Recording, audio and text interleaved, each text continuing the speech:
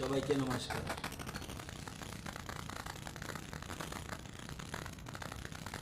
ত্রিপুরা মধ্যশিক্ষা পর্ষদ পরিচালিত যে মাধ্যমিক 2020-2021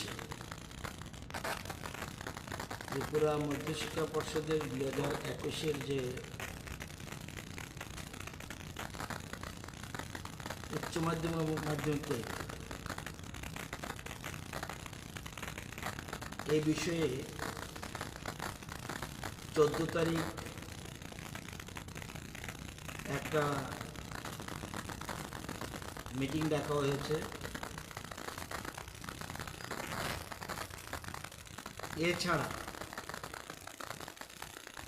ওই মিটিংয়ে রাজ্যের বিশিষ্ট শিক্ষাবিদ থাকবেন, মনোবিদ থাকবেন, প্রাক্তন শিক্ষামন্ত্রীদের নিমন্ত্রণ করা হবে এবং এডিসি এক্সিকিউটিভ মেম্বার এডুকেশন ওনাকে নিমন্ত্রণ করা হবে। এছাড়া অন্যান্য বিশিষ্ট ব্যক্তিরা। এর বাইরে রাজ্যের সকল গার্জিয়ানদের ওপিনিয়ন নেওয়ার জন্য আমরা ত্রিপুরা মধ্যশিক্ষা পর্ষদের পক্ষ থেকে একটা ওয়েবসাইট খুলেছি, যা https://tbse.tripura.gov.in। এই ওয়েবসাইটে সব গার্জিয়ান যার যার মতামত জানাবেন। আমি ব্যক্তিগতভাবেও আজকে প্রায় 12 থেকে 14 জনের সাথে, যারা পরীক্ষার্থী তাদের গার্জিয়ানের সাথে ব্যক্তিগতভাবে কথা বলেছি, তাদের মতামত নিয়েছি। কিন্তু এই সংখ্যাটা কম, এই জন্য প্রত্যেক গার্জিয়ান তার ওয়েবসাইটে তারা মতামত জানায়। এর মধ্যে আমরা মিটিং 14 তারিখ রয়েছে, সেই মিটিংয়ে আলোচনা করব কি পরামর্শ আসে। পরামর্শ আসার পরে সিদ্ধান্ত গ্রহণ করা হবে। বহু রাজ্যে এখনো সিদ্ধান্ত নেয়নি, অনেক রাজ্যে ক্যান্সেল করেছে, অনেক রাজ্যে পরীক্ষা আগেই সম্পন্ন হয়ে গেছে। এসব বিষয় রয়েছে। অন্যান্য রাজ্যে কি করছে সেটার দিকেও আমরা লক্ষ্য রাখছি। তবুও আমরা পার্টিকুলারলি গার্জিয়ানদের মতামতকে আমরা গুরুত্ব দিতে চাই। এরপরেও বিশেষজ্ঞদের নিয়ে কমিটি আছে, সেই মিটিং 14 তারিখে আলোচনার পরে পরবর্তী সময় মধ্যশিক্ষা পর্ষদ এবং গভর্নমেন্ট সে ব্যাপারে সিদ্ধান্ত গ্রহণ করবে। আলোচনা আগে আসুক, বিভিন্ন মতামত আসুক।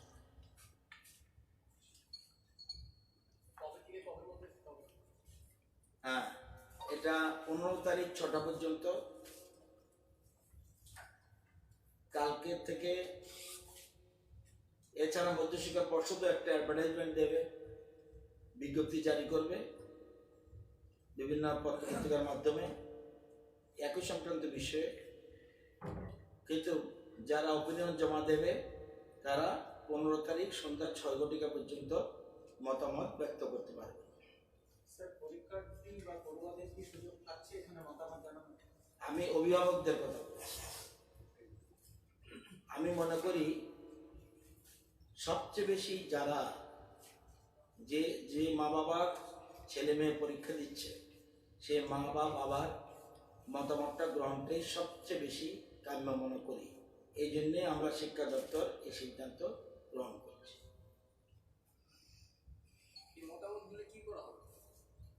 কি করা হবে মানে কি বলছিল, মতামত নিতে চাইছি না, এটা এখন থাকবে নাকি ইয়েস অর নো। পরীক্ষার পক্ষে থাকলে ইয়েস, পরীক্ষার বিপক্ষে থাকলে নো, বা সিম্পল। পরবর্তী সময় কি সংখ্যাগরিষ্ঠ সংখ্যালঘু এসব কথা মতামত আগে আসো, আগেই সিদ্ধান্ত নেবেন না।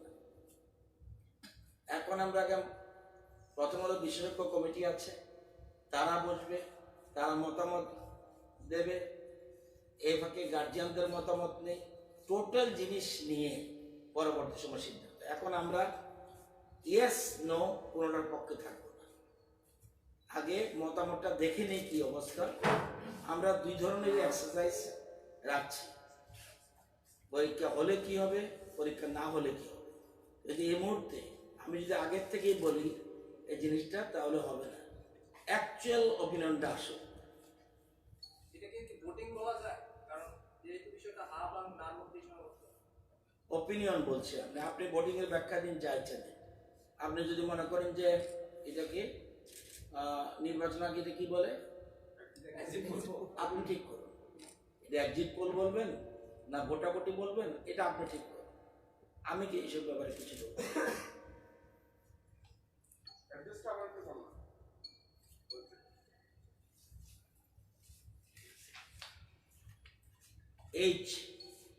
https://tbse.tripura.gov.in, সব স্মল লেটার।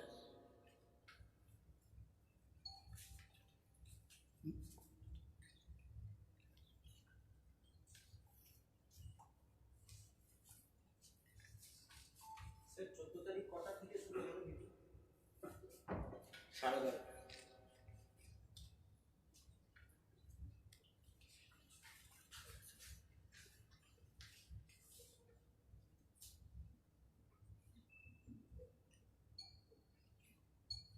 আমাদের রাজ্যে বর্তমানে ব্যাংকগুলিতে টাকার মধ্যে ঋণ নিয়েছে বা ঋণ দিয়েছে 16,884 কোটি 65 লক্ষ। মোট ঋণ নিয়েছে 6,92,521 জন। এই 6,92,521 জন লোক ঋণ নিয়েছে 16,884 কোটি 65 লক্ষ। ব্যাংকগুলিতে জমা আছে জনগণের টাকা বা সব মিলে 31,487 কোটি 43 লক্ষ। এর মধ্যে প্রধানমন্ত্রী মুদ্রা যোজনায় ঋণ পেয়েছে 2,73,509 জন। টাকা পরিমাণ 1,584 কোটি 19 লক্ষ। প্রধানমন্ত্রী মুদ্রা যোজনায় 20-21 অর্থ বছরে 2,73,509 জন ঋণ নিয়েছে 1,584 কোটি 19 লক্ষ। পিএমইজিপি, এই যে মোট টাকাটা বলেছি এর মধ্যে এরা পিএমইজিপি 1,036 জন ঋণ 30 লক্ষ টাকা ঋণ নিয়েছে স্বাবলম্বন। এই সব কিছু মিলেই 6,92,521 জন ঋণ নিয়েছে এবং সিডি রেশিও 54%।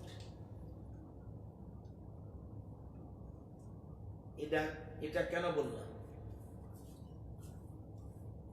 আরবিআই এক বিরাট সিদ্ধান্ত নিয়ে, ঐতিহাসিক সিদ্ধান্ত নিয়েছে।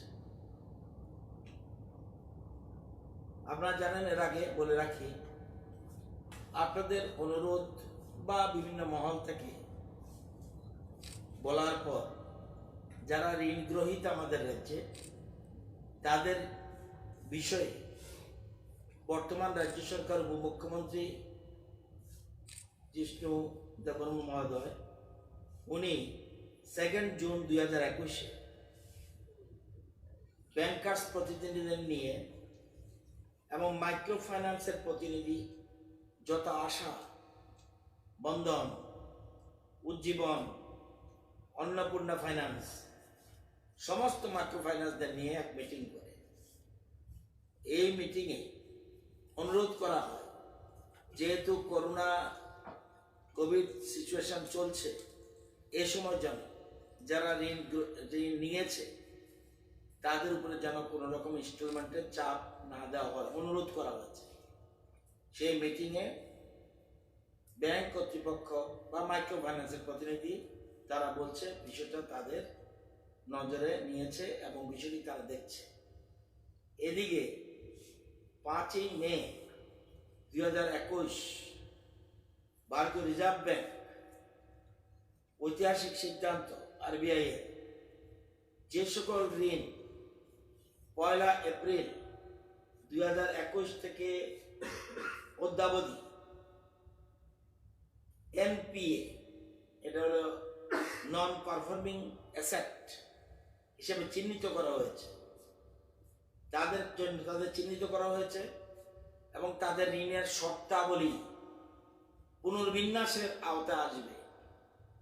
এই অনুসারে ঋণ গ্রহীতাগণ তাদের ঋণ যে ফেরত দেওয়ার যে কিস্তির পরিমাণ তারা 19-20 করতে পারবে, অর্থাৎ প্রয়োজন বোধে বাড়াতে পারবে, বলে আমি পারি নাই দিতে, আমাকে আরো বাড়িয়ে দেওয়া হোক, সেরকম ব্যবস্থা করে দেওয়া হয়েছে। এটা বিধানের ফলে আমাদের রাজ্যে বেনিফিট পাবে প্রায় 7 লক্ষের উপর মানুষ, প্রায় 7 লক্ষের উপর মানুষ বেনিফিট পাবে। এছাড়া এটা শুধুমাত্র এনপি এর ক্ষেত্রে নয়, যেটা মাইক্রো ফাইন্যান্স ইনস্টিটিউশন যেগুলি আছে, ওই যেগুলির নাম বললাম, তাদের ক্ষেত্রে একইভাবে তাদের ঋণের শর্তাবলী পুনর্বিন্যাসের আওতায় নিয়ে আসতে পারে। উভয় ক্ষেত্রে এই সুবিধাটা থাকবে 30 সেপ্টেম্বর 2021 পর্যন্ত। মনে রাখতে হবে, যিনি ঋণ নিয়েছেন বা ঋণ গ্রহীতা, উনি প্রতি ইন্ডিভিজুয়ালি উনি সেই কর্তৃপক্ষের, সে মাইক্রো ফাইন্যান্স হোক এবং ব্যাংক কর্তৃপক্ষ হোক, তাদের কাছে সরাসরি ইন্ডিভিজুয়ালি মিট করবে, ওনার ব্যক্তিগত কথা বলবে, কি সুবিধা কি অসুবিধা, এটা দিলে পরবর্তী সময় নতুনভাবে ঋণের শর্তাবলী নতুন করে ঠিক হবে। সুতরাং এই সময় করোনার পিরিয়ডে এটা একটা বিরাট সিদ্ধান্ত এবং এর ফলে রাজ্যের দীর্ঘদিন ধরে বিভিন্ন শ্রেণ বলছে যে আমাদের কোভিড চলছে, এই সময় আমরা বন্ধনের টাকা দিতে পারছি না, অমুক ছোট ঋণ নিয়েছি, এটা অসুবিধা, রিক্সাওয়ালা বলছে, অটো রিক্সা বলছে, এইসবগুলি এটা একটা বিরাট সিদ্ধান্ত। এর ফলে আমাদের রাজ্যে প্রায় 7 লক্ষের উপরে মানুষ এটা বেনিফিট পাবে। আমি সবাইকে আপনাদের মাধ্যমে অনুরোধ করব, তারা যেন সবাই সংশ্লিষ্ট যেসব ব্যাংক আছে বা সংশ্লিষ্ট যেগুলি ইনস্টিটিউশন রয়েছে মাইক্রো ফাইন্যান্সে, সেসব সংস্থার সাথে যোগাযোগ রাখার জন্য যোগাযোগ করে, এই যোগাযোগের সময়সীমা বারবার বলছি 30 সেপ্টেম্বর 2021 এর মধ্যে যোগাযোগ করতে পারবেন। এর পরে গেলে যদি সময় না পারে সেটার জন্য আমি জানি না, কিন্তু এর মধ্যে গিয়ে যোগাযোগ করলে বেনিফিট পাওয়া যাবে, অর্থাৎ শর্তাবলী নতুন করে টার্মস অ্যান্ড কন্ডিশন ঠিক করা হবে।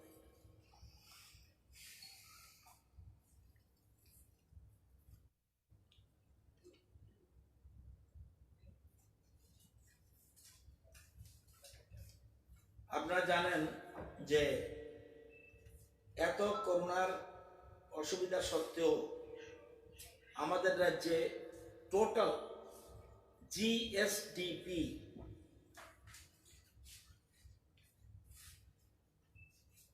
গ্রস স্টেট ডোমেস্টিক প্রোডাক্ট, আমাদের জিএসডিপি হলো 59,752 কোটি 61 লক্ষ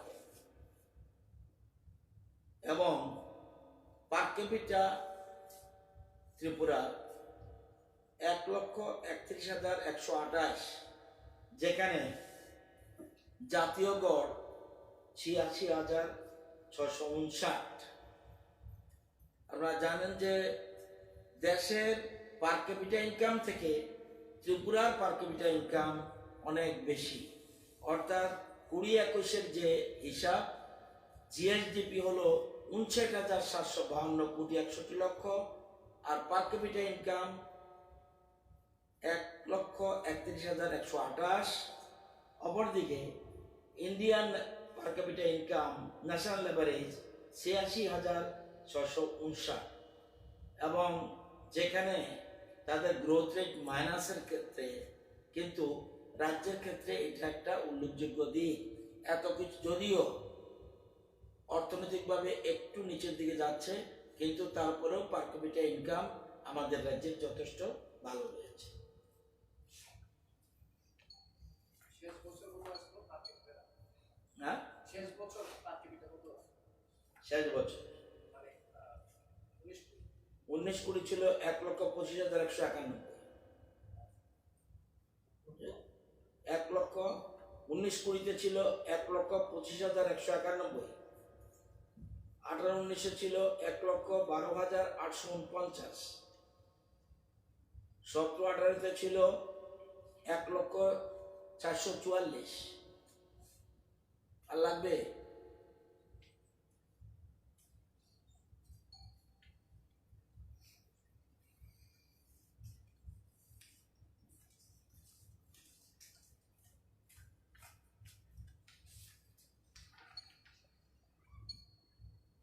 কোভিডের ডিটেলস আমি জানি না, কিন্তু লেটেস্ট যতটুকু পজিটিভিটি রেট এটা আপনাদের বলে দিচ্ছি।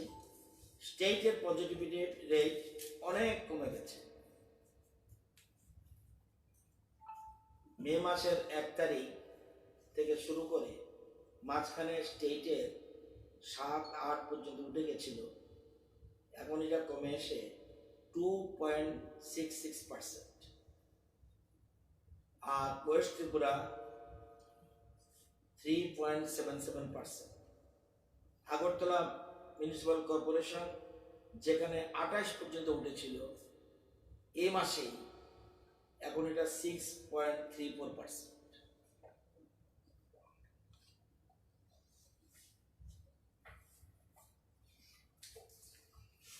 ধন্যবাদ।